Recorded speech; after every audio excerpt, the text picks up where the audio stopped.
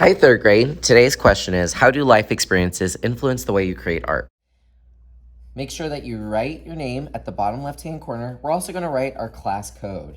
Go ahead and write your class code and give me a thumbs up once you're ready. All right, now we are going to be talking about planets. So you guys are going to be sketching out and using oil pastel again to create your planets. And we're going to be using mixed media. So we're going to be painting, we're going to be oil pasteling, we're going to be cutting, we're going to be gluing. We're doing a lot of different things because we're mixing the media. You guys are going to receive some cups. These are just dirty old cups. What you're going to do is you're going to sketch out your planets today. And I'm going to give you all of your instructions at once. Yes, so I just want you to watch. You're going to do a variety of planets. I would say do as many as you can because then you can choose which ones you want to add, which ones you don't like, and then just not use them if you don't want to. I like to do a mix-up of like small little planets and then more big ones. If you want something super humongo, I have a couple of these cups, but I don't have a lot, so you're going to have to share.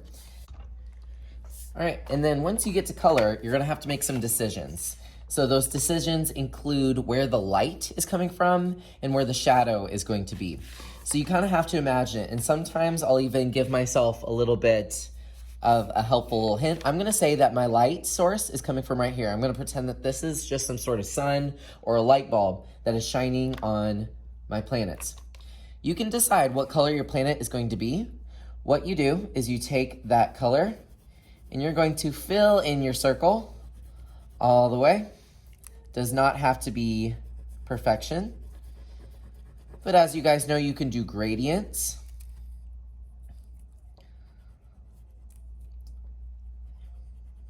And what's important is knowing your left from your right and where the light source is coming from. So I did not fill in this whole planet quite yet, but where would the light be coming from? Would I see the light on the right side or the left side?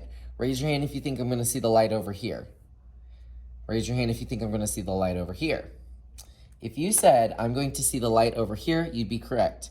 This is when you take a white or a peach and you're going to trace just the right side where all that light would go. And that's going to look like your highlight where the light is hitting it. But your highlight is not alone. It's a gradient and it fades back into the green. You can use your finger and blend it that way. Some people like that, but if you're not into messes, sometimes you can just go back in with that first color you started with and blend it in. So now I have what looks like a highlight, which is pretty cool. So what do I need on this side? I'm gonna need the shadow, right? That's when you go in with a black or a brown and you give it some shadow because the light's coming from over here. The light is not hitting it on the left side of this planet. So I'm gonna go in and give it some shadow, baby shadow. And of course you can use your finger to blend, which I like, I think it's fun, but if you don't like being messy, then no worries, it's all good. And see, doesn't that look realistic? We have the shadow and the highlight. You're gonna do this for every single one. So you wanna keep yourself organized. Let's say I want a pink planet. It's gonna be the planet of Catherine. I'm going to give it some white on the left or the right side? The right side, silly willies. So that's gonna look like the light is hitting it, and voila. And you're gonna keep on going. Now, you can be creative with this. Can I add craters? Am I allowed to add those? Yep. Some planets have lines in them. Think about like Jupiter. Am I allowed to put lines in my planet? Absolutely. If I am feeling just real crazy, am I allowed to do a ring around my planet? Absolutely. If you're gonna do a ring, I do 2 diagonal lines and then I connect it with a rounded kind of happy face line.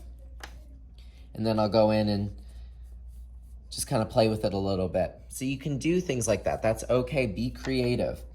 So I'm gonna continue on and finish up adding planets all over. So now I'm going in and I'm adding my planets. As you guys are creating your planets, I'm gonna be calling tables up to the middle table for a special activity that everyone's gonna get a chance to do. All right, so I've been working for a little bit. I'm gonna go ahead and clean up my stuff as if I was done. I want you guys to fill up all the planets that you decide to make, because the more the merrier. If you decide you don't like one, okay, then just don't cut it out next time when we create our solar systems.